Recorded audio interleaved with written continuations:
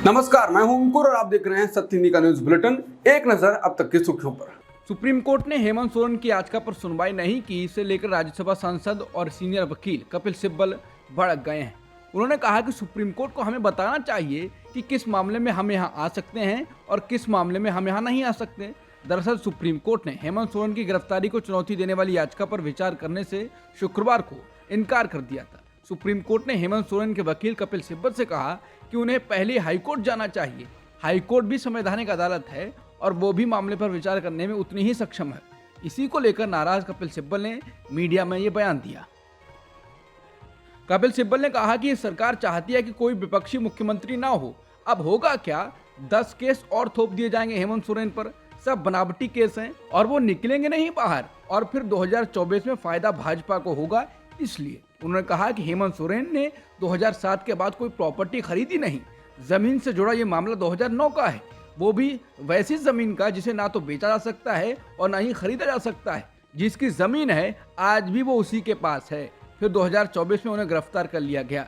ये बात भी सुप्रीम कोर्ट नहीं सुनेगा तो हम कहाँ जाएंगे? हाई कोर्ट में क्या सुनवाई होगी? पहले जवाब आएगा, फिर डेट लगेगी, फिर बहस होगी, फिर जजमेंट आएगा। तब तक तो 10 केस और लगा दिए जाएंगे। क्या हो रहा है हिंदुस्तान में? आप ऐलान कर दीजिए कि सब मुख्यमंत्री हम बनाएंगे। उन्होंने कहा कि सुप्रीम कोर्ट भी हमें बताए। हमें पहले ही बता दीजिए कि आप करना चाहते हैं या नहीं करना चाहते हैं। आपने सोचा इतना अहम मामला है, 3 जज बैठाए। अब 3 जज बैठाए हैं तो हमारी बात तो सुन लीजिए। कपिल सिब्बल ने सरकार पर आरोप लगाते हुए कहा, यह सरकार नहीं चाहती कि विपक्ष का मुख्यमंत्री रहे। अभी ऐसा ही अरविंद केजरीवाल के साथ कर रही है। उनकी मंशा है कि डबल इंजन की सरकार रहे और विपक्ष की सरकार ही ना रहे। हेमंत सोरेन के खिलाफ अब 10 मामले और दर्ज कर लिए गए हैं। इसका मतलब है कि वो जेल से बाहर ही नहीं आएंगे और आपको 2024 के चुनाव में फायदा मिलेगा। अगर सुप्रीम कोर्ट हमारी बात नहीं सुनेगा तो हम कहां जाएंगे? बता दें, कपिल सिब्बल ही कोर्ट में हेमंत सोरेन का पक्ष रख रहे हैं। झारखंड के पूर्व मुख्यमंत्री हेमंत सोरेन लैंड स्कैम और मनी लॉन्ड्रिंग से जुड़े मामले में ईडी की गिरफ्त में हैं। इसके बाद राज्य में सरकार का भी पुनर्गठन हुआ है। पूर्व सीएम के नजदीकी रहे चंपई सोरेन ने मुख्यमंत्री पद की शपथ ले ली है। 5 फरवरी को झारखंड विधानसभा में चंपई सोरेन की सरकार को विश्वास मत हासिल करना है। इसको लेकर अब पूर्व सीएम हेमंत सोरेन को एक बड़ी राहत मिली है। रांची की स्पेशल कोर्ट ने उन्हें विश्वास मत के दौरान विधानसभा में भाग लेने की अनुमति दे दी है। आम आदमी पार्टी ने वीडियो ट्वीट किया है जिसमें एक शख्स क्राइम ब्रांच के अधिकारी से पूछता है कि किस कानून के आधार के तहत आप पेपर मुख्यमंत्री के हाथों में ही देंगे, जिसका जवाब अधिकारी नहीं देते हैं। जिसको लेकर ट्वीट कर आपने लिखा है कि मोदी की क्राइम ब्रांच की पोल खुल गई है। एक सवाल का जवाब भी नहीं दे पाई भाजपा पुलिस। तमाशा करने के मकसद से मोदी ने केजरीवाल जी के घर भेजी है पुलिस। किस कानून में लिखा है कि नोटिस सिर्फ मुख्यमंत्री को पर्सनली दिया जाएगा? साफ है कि बीजेपी को सिर्फ तमाशा करना है। बता दें, दिल्ली पुलिस की क्राइम ब्रांच की एक टीम शनिवार सुबह मुख्यमंत्री केजरीवाल के घर पहुंची। कहा गया कि पुलिस केजरीवाल से मिलकर उन्हें खुद नोटिस देना चाहती है। केजरीवाल ने भाजपा पर आरोप लगाया था कि वो आम आदमी पार्टी के विधायकों को खरीदने की कोशिश कर रहे हैं। केजरीवाल से पुलिस वो सबूत चाहती है जिसके आधार पर उन्होंने आरोप लगाए थे। अरविंद केजरीवाल ने आम आदमी पार्टी के ट्वीट को रीट्वीट कर लिखा है कि मुझे क्राइम ब्रांच के इस पुलिस ऑफिसर से सहानुभूति है।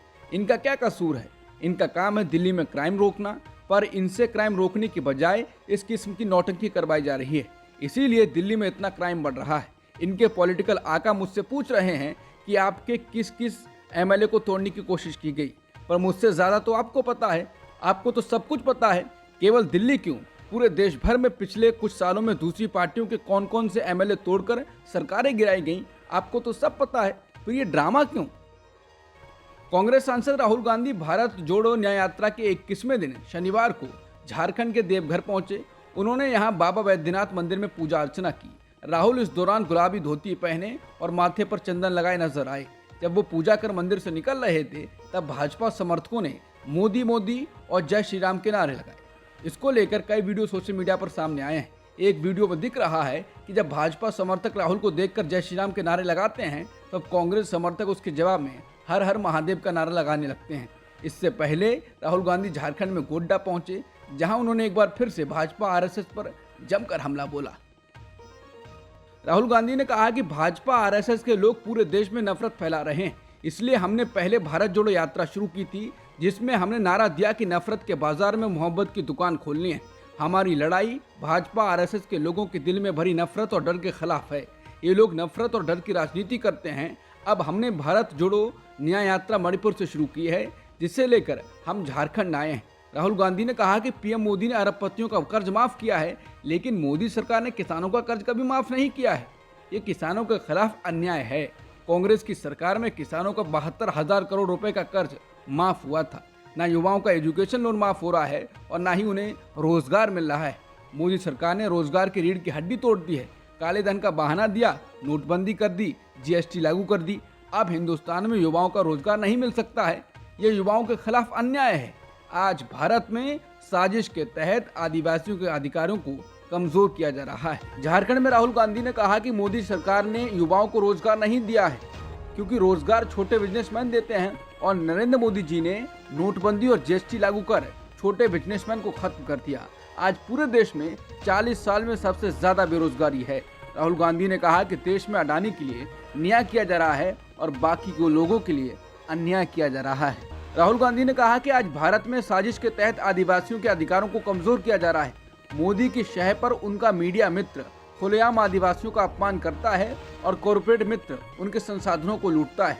कांग्रेस ने आदिवासियों के लिए वन अधिकार जैसे कानून बनाए, आदिवासी बिल लेकर आए, सरना धर्म कोड लागू करने की दिशा में कदम बढ़ाए, पर भाजपा आदिवासियों के हितों की रक्षा करने वाला कोई भी कानून लागू नहीं होने देती, क्योंकि उनका लक्ष्य आदिवासियों की जमीनें और अन्य संसाधन छीनकर अपने कॉरपोरेट मित्रों को देना है।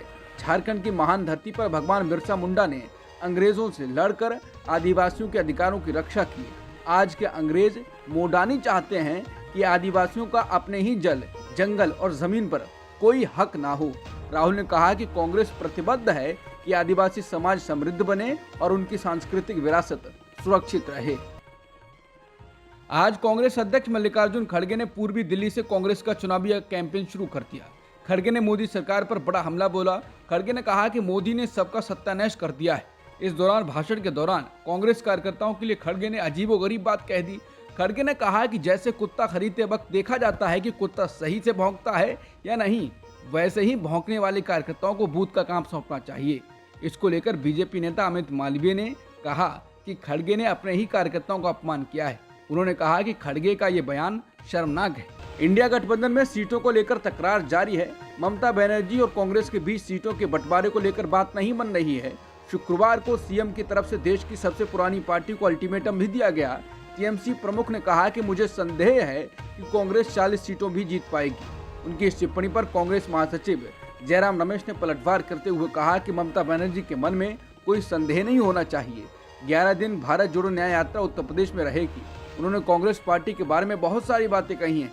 मैं यही कहूंगा कि वो बार बार कह रही हैं कि वो इंडिया गठबंधन का हिस्सा हैं। कांग्रेस नेता ने आगे कहा, हमारा एक ही निशाना होना चाहिए। हम लोग भाजपा के खिलाफ लड़ाई लड़ रहे हैं। इंडिया गठबंधन राष्ट्रीय स्तर के लिए है, विधानसभा स्तर के चुनाव के लिए नहीं है। नवजोत सिंह सिद्धू से पंजाब कांग्रेस के नेता नाराज नजर आ रहे हैं। खबर है कि पंजाब कांग्रेस ने नवजोत सिंह सिद्धू पर अनुशासनात्मक कार्रवाई करने के लिए पार्टी नेतृत्व को पत्र लिखा है। सिद्धू पर आरोप है कि वो पार्टी से अलग बैठकें और सभाएं आयोजित करते हैं। हाल ही में सिद्धू पार्टी की प्रदेश चुनाव समिति की बैठक में शामिल नहीं हुए थे। उन्हें प्रदेश कांग्रेस की ओर से पहले भी अनुशासनात्मक कार्रवाई की चेतावनी दी जा चुकी है। उत्तर प्रदेश के बदायूं में बड़ी घटना हुई है। शनिवार सुबह सरकारी आवास में महिला जज ज्योत्सना राय का शव फंदे से लटका मिला। इसकी जानकारी मिलते ही पुलिस प्रशासन में हड़कंप मच गया। मौके पर डीएम, एसएसपी समेत तमाम अधिकारी पहुंच गए। घटना स्थल पर छानबीन कराई जा रही है। बताया जा रहा है कि मौके से एक सुसाइड नोट भी मिला है। सुसाइड नोट में क्या लिखा है, इसके बारे में कोई खुलासा नहीं किया गया है। बीजेपी के वरिष्ठ नेता सुब्रमण्यम स्वामी ने ट्वीट कर कहा है कि वित्त मंत्रालय के एक कर्मचारी ने मुझे बजट पर मेरी प्रतिक्रिया पूछने के लिए फोन किया।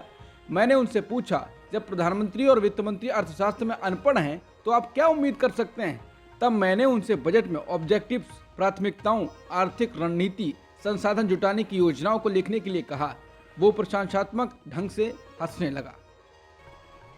कांग्रेस नेता आचार्य प्रमोद कृष्णम पिछले कुछ दिनों से काफी चर्चा में हैं। इस बीच गुरुवार को उन्होंने पीएम मोदी से मुलाकात की। वहीं पीएम मोदी से मुलाकात के बाद उन्होंने कहा है कि भारत के प्रधानमंत्री से मिलना कोई गुनाह नहीं है। उन्हें श्री कल्की धाम के शिलान्यास समारोह के लिए आमंत्रित करना भी कोई गुनाह नहीं है, और अगर ये गुनाह है तो मैं इसकी सजा भुगतने के लिए तैयार हूँ। इसके साथ ही उन्होंने पीएम मोदी को दैवीय शक्तियों का प्रतीक भी बता दिया।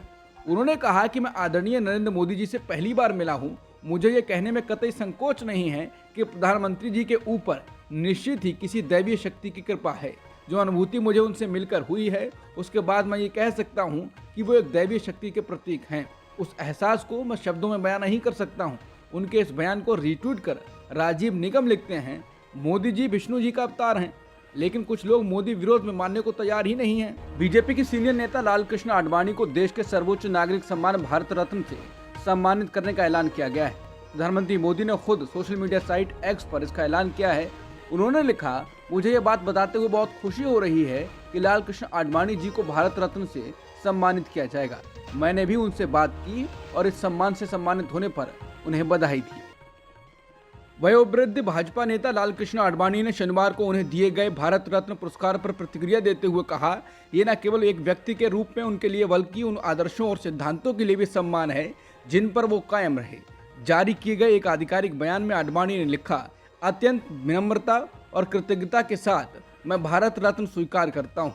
ये न केवल एक व्यक्ति के रूप में मेरे लिए सम्मान है बल्कि उन आदर्शों और सिद्धांतों का भी सम्मान है जो मुझे अपनी पूरी क्षमता से जीवन भर सेवा करनी है। उन्होंने कहा कि जब से मैं राष्ट्रीय स्वयंसेवक संघ में उसके स्वयंसेवक के रूप में शामिल हुआ हूँ, मैंने केवल एक ही चीज में इनाम मांगा है। जीवन ने मुझे जो भी कार्य सौंपा है उसमें अपने प्यारे देश को समर्पित और निस्वार्थ सेवा में दे दूं। आडवाणी को भारत रत्न देने को लेकर यूपी कांग्रेस के दिग्गज नेता और सांसद प्रमोद तिवारी ने कहा कि निश्चित रूप से भारत रत्न पुरस्कार मिलने पर लालकृष्ण आडवाणी को बधाई देनी चाहिए। मैं भी बधाई देता हूं। कायदे से तो वो अपनी पार्टी की अपनी सरकार में सर्वोच्च पद के योग्य थे, पर प्रधानमंत्री मोदी ने उन्हें कम से कम भारत रत्न दिया। इसके लिए लालकृष्ण आडवाणी को बधाई। पंजाब के राज्यपाल बनवारी लाल पुरोहित ने अपने पद से इस्तीफा दे दिया है। पंजाब के गवर्नर बनवारी लाल पुरोहित ने राष्ट्रपति को अपना इस्तीफा पत्र भेज दिया है, जिसमें उन्होंने निजी कारणों का हवाला दिया है। बनवारी लाल पुरोहित ने एक पत्र में कहा कि अपने व्यक्तिगत कारणों और कुछ अन्य प्रतिबद्धताओं के कारण मैं पंजाब के राज्यपाल और केंद्र शासित प्रदेश चंडीगढ़ के प्रशासक के पद से अपना इस्तीफा दे रहा हूं। बिहार में 28 जनवरी को शपथ लेने वाली नीतीश सरकार के मंत्रियों के विभागों का बंटवारा 6 दिन बाद शनिवार को कर दिया गया। मुख्यमंत्री नीतीश कुमार ने पहले की तरह ही प्रशासन, गृह और निगरानी विभाग अपने पास रखे हैं। वहीं डिप्टी सीएम सम्राट चौधरी राज्य के नए वित्त मंत्री होंगे। उन्हें स्वास्थ्य विभाग, नगर विकास और आवास विभाग, खेल विभाग, पंचायती राज विभाग, उद्योग विभाग, विधि विभाग जैसे अहम विभागों की जिम्मेदारी दी गई है। दूसरे उप मुख्यमंत्री विजय सिन्हा को कृषि, पथ निर्माण, राजस्व और भूमि सुधार, कला संस्कृति जैसे विभाग दिए गए हैं। मुख्यमंत्री एकनाथ शिंदे की पार्टी शिवसेना के शहर अध्यक्ष को शुक्रवार रात मुंबई के पास भाजपा विधायक ने गोली मार दी। आरोप है कि विधायक गणपत गायकवाड़ ने कथित तौर पर भूमि विवाद को लेकर एक पुलिस स्टेशन में महेश गायकवाड़ पर गोली चलाई।